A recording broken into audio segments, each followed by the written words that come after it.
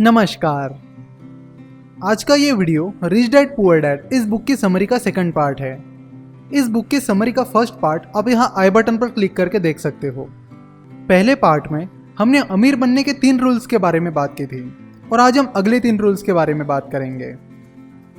अमीर लोग और अमीर बनते जा रहे हैं, गरीब लोग और गरीब बनते जा रहे हैं और मिडिल क्लास लोग स्ट्रगल कर रहे हैं क्योंकि पैसों के बारे में हमें स्कूल में नहीं सिखाया जाता।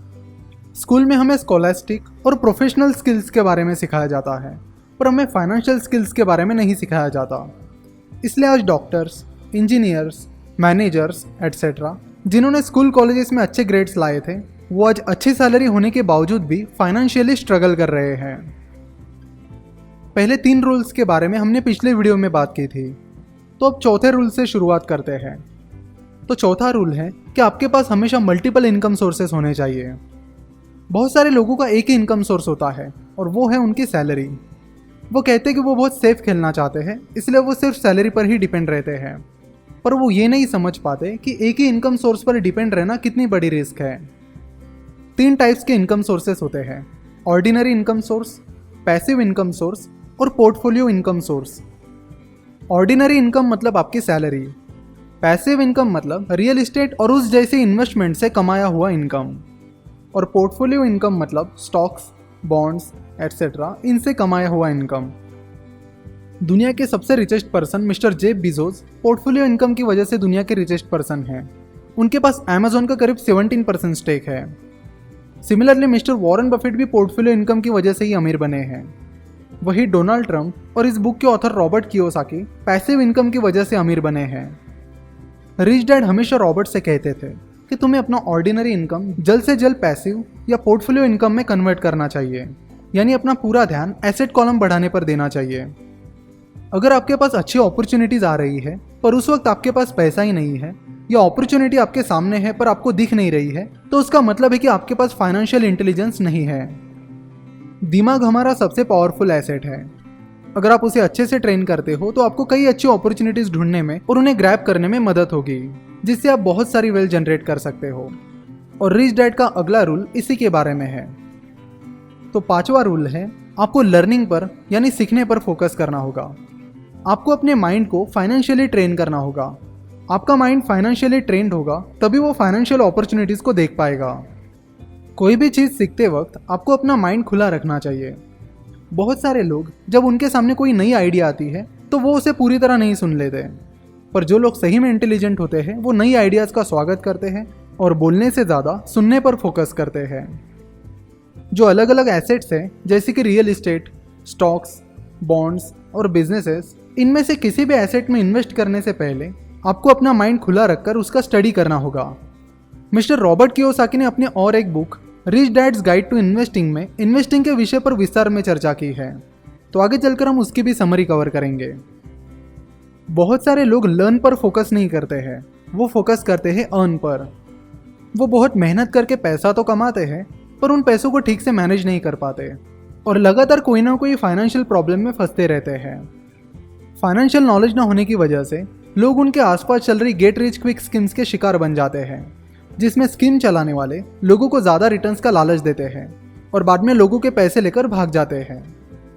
हम देखते कि ऐसी गेट रिच क्विक स्कीम्स बहुत चल रही है और स्कीम चलाने वाले फ्रॉडस्टर लोगों को फंसाने में इसलिए सफल हो रहे हैं क्योंकि ज़्यादातर लोगों के पास फाइनेंशियल नॉलेज ही नहीं है। इसलिए मिस्टर रॉबर्ट के रिच डैड ने उनसे कहा कि फाइनेंशियल नॉलेज पर फोकस करो, उसे सीखो।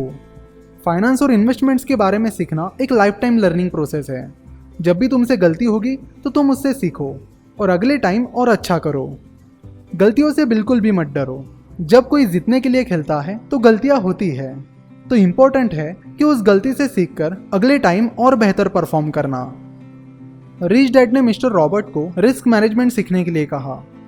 मिस्टर वॉरेन बफेट कहते हैं कि risk comes from not knowing what you are doing, यानी आप क्या कर रहे हो ये अगर आपको पता नहीं है तो वो रिस्क है। अगर आपको गाड़ी चलाना नहीं आता है फिर भी आप गाड़ी चला रहे हो तो वो रिस्क है, और इस रिस्क को कम करने के लिए पहले आपको गाड़ी चलाना सीखना होगा। तो फाइनेंशियल रिस्क को भी इसी तरह फाइनेंशियल नॉलेज और फाइनेंशियल स्किल्स डेवलप करके कम किया जाता है। इसलिए किसी एसेट में इन्वेस्ट करने से पहले उसका डिटेल नॉलेज लेना और उसके लिए ज़रूरी स्किल्स डेवलप करना बहुत ज़रूरी है। 1989 में जब मिस्टर रॉबर्ट कियोसाकी यूएस में जहां पर वो रहते थे वहां के नजदीक के एक एरिया से गुजर रहे थे, तब उन्हें वहां पर सब जगह घरों के सेल के बोर्ड दिखे। तब इकोनॉमी डिप्रेस थी, स्टॉक मार्केट क्रैश हुआ था और रियल एस्टेट मार्केट भी खराब अवस्था में था। उन्होंने देखा कि वहां पर एक घर के सेल का नोटिस बोर्ड काफी टाइम से लगा हुआ था। फिर मिस्टर रॉबर्ट उस घर के ओनर से मिले और ऐसे उन्होंने उस घर के ओनर से पूछा कि आप ये घर कितने में बेच रहे हो।